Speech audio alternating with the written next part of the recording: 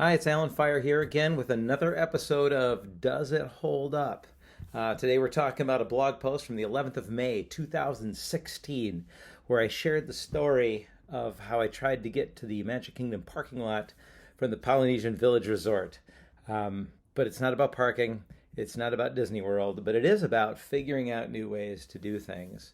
The Disney World does this great job of making things seem like they're super far apart from each other, and the area is quite vast. Where if you eliminated some of the barriers, the berms, the hills, the trees, you would see, oh my gosh, things are right over there. So if you walk in a straight line from the Polynesian Village Resort, you can actually get to your car, if it's parked where mine was, probably in about 4 or 5 minutes.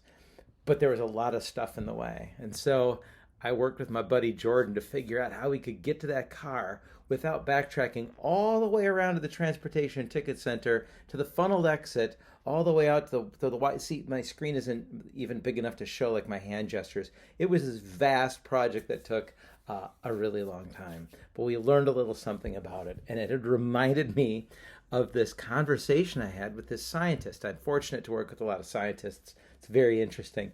But I remember visiting with one who said, I asked how his week was, and he said, it was a tough week. I learned a lot. There were a lot of mistakes. It was quite the week of research and development. And I said, that's great. And he said, no, it's not.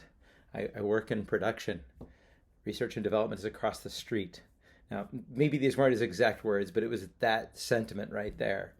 And we talked about the idea that research and development does enable us to learn some things. Sometimes it sets us back in terms of time or money, and it can set us back in the level of trust we've built up with other folks.